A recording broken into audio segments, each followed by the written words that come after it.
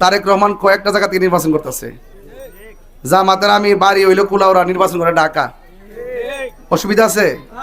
তো মনে করছে গ্রাম অঞ্চলে মানুষ না, যদি কথাটা খাওয়ালে তারে চেষ্টা করে আর কি। এরা সংবিধান সম্পর্কে অজ্ঞ, জানে না।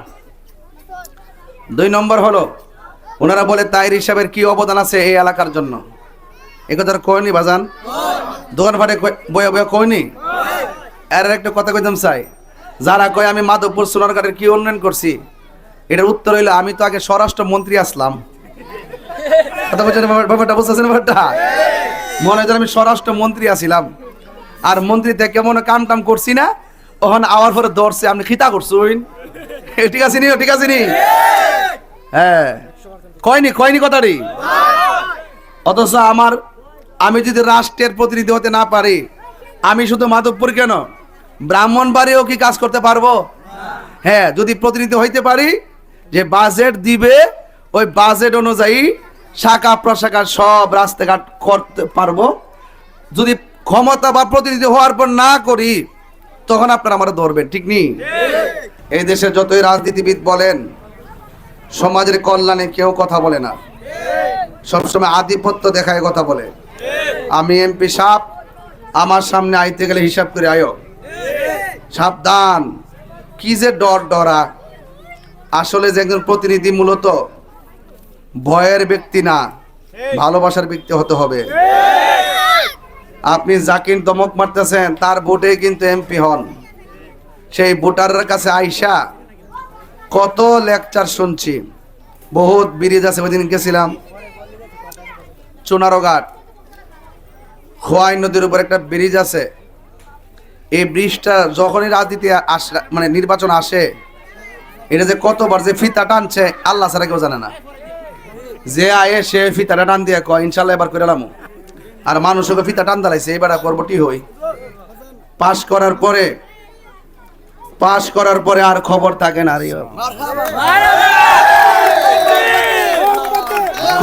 খুশি নি?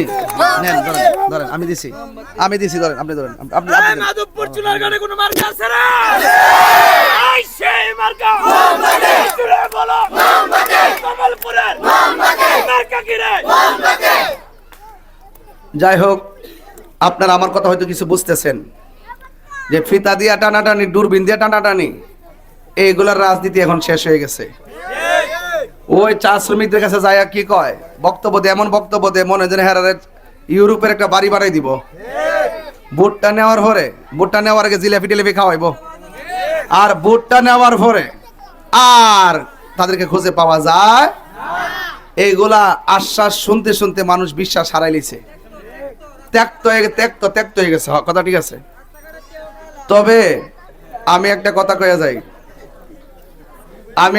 বলে যাই, আমি আপনাদেরকে বড় বড় আশ্বাস দিতাম না, তবে আপনারা আমার বানাই দেন।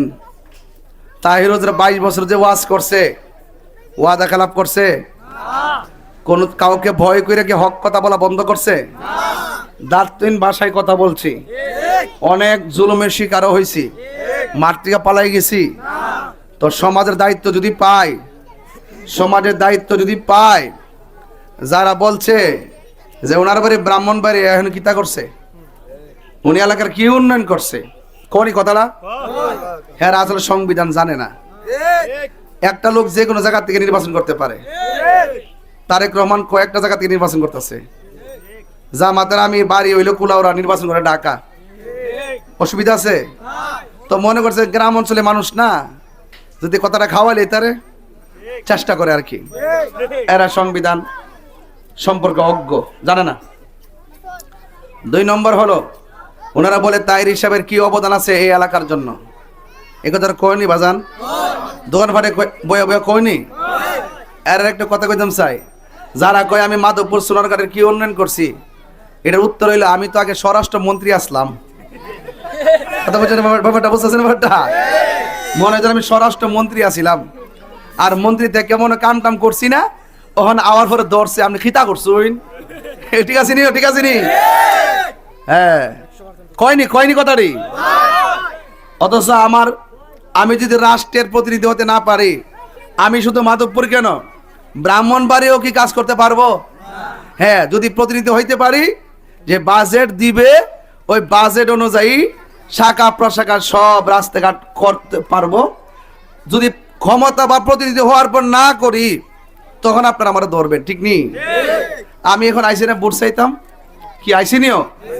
শেষ কথা কয়েলাই, আমি আজকে আসছি আপনাদের ভোট চাওয়ার জন্য। আমি যদি ক্ষমতা পাই, আমি যদি প্রতিনিধি হইতে পারি, আল্লাহর রহমতে কথা দিয়া যায়, আমার কাছে শিক্ষা প্রতিষ্ঠান, স্বাস্থ্যসেবা, রাস্তাঘাট, কালভার্ট, ব্রিজ, এগুলো আমার সামন লাগতো না।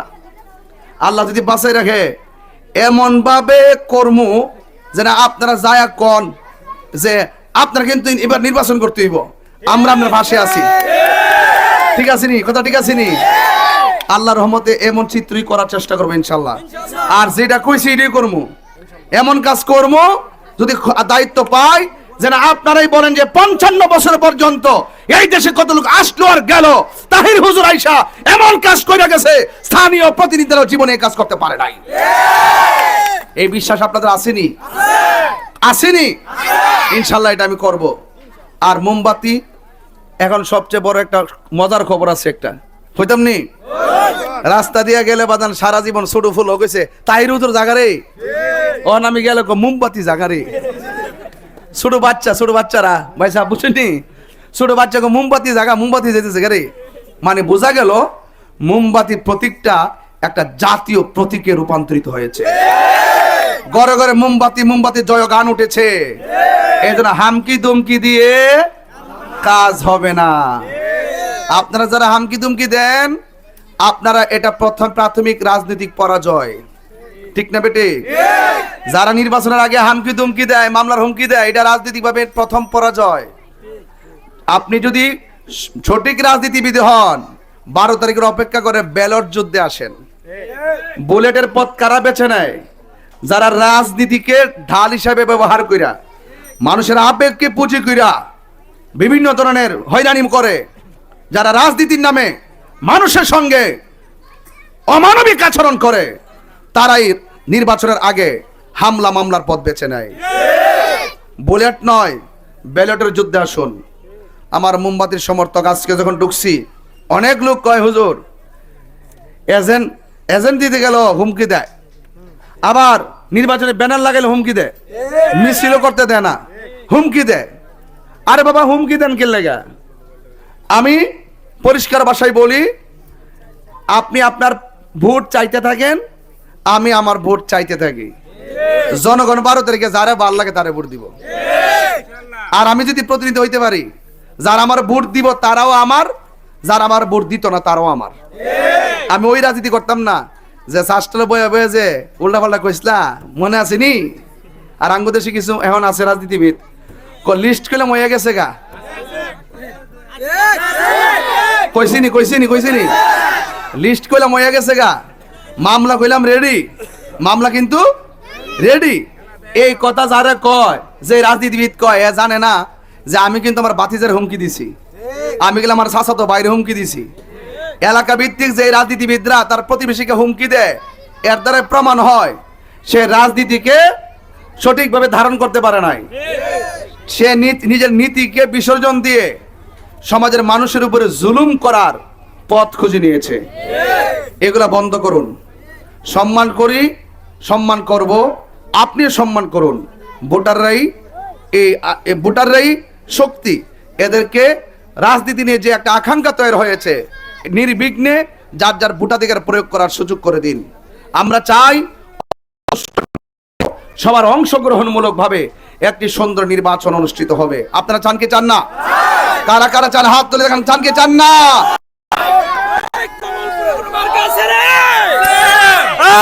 সেই মার্কা থাকলে বলো, জোরসে বলো, তোমার মার্কা, আমার মার্কা, সবার মার্কা, তাহির হুজুরের আনছি কি রে? জোরসে বলো, মার্কা কি রে? নারে তাকবীর। সবাই আমার জন্য দোয়া করবেন। ব্যবসায়ী ভাইদের জন্য আমার দোয়া রইল এবং আমার সালাম রইল। সবাই মিলেমিশে থাকবেন। দিন শেষে আমি আপনি এক মসজিদে নামাজ পড়তে হইব। জানাজার মাঠে নামাজ পড়তে হইব, একসাথে ব্যবসা করতে হইব, চা পান করতে হইব। আমরা একসাথে চল, 12 তারিখের পরে কিন্তু আবার আমরা একই থাকবো। কিন্তু এমনভাবে নির্বাচনে এমন আঘাত সৃষ্টি করবেন না যে আঘাতের প্রতিফল আবার 10 বছর পরে ভোগ করতে হইব। এই জন্য আপনারা ভালোবাসার রাজনীতি করেন, ঠিক আছে ইনশাল্লাহ? সবাই মিলেমিশে থাকবেন, কোনো ঝগড়া করবেন না, ভালো থাকবেন। আসসালামু আলাইকুম রাহমাতুল্লাহ। আরেকটা কথা বলে দিয়ে যে আমার আজকে বরজলা যাইতে চাইছিলাম, কিন্তু আজকে আমার মূলত অনেকগুলো প্রোগ্রাম, এই প্রোগ্রামগুলো আমি হঠাৎ করে দিছি। সেই জন্য আমার যে মূল প্রোগ্রামগুলো অনেক লোক আড়াইটা দিকে বসে আছে। হ্যাঁ, শাহজাহানপুর উচ্চ বিদ্যালয়ে বিশাল বড় প্যান্ডেল সাজায় প্রোগ্রাম, তেলিয়াপাড়ার প্রোগ্রাম, জগদীশপুর বাজারের প্রোগ্রাম, নোয়াপাড়া বাজারের প্রোগ্রাম, রতনপুরের প্রোগ্রাম, এবার আন্দিউরার প্রোগ্রাম। এই প্রোগ্রামগুলো সবগুলো আমাকে আজকে অংশগ্রহণ করতে হবে। এই জন্য আপনারা কষ্ট নিয়েন না।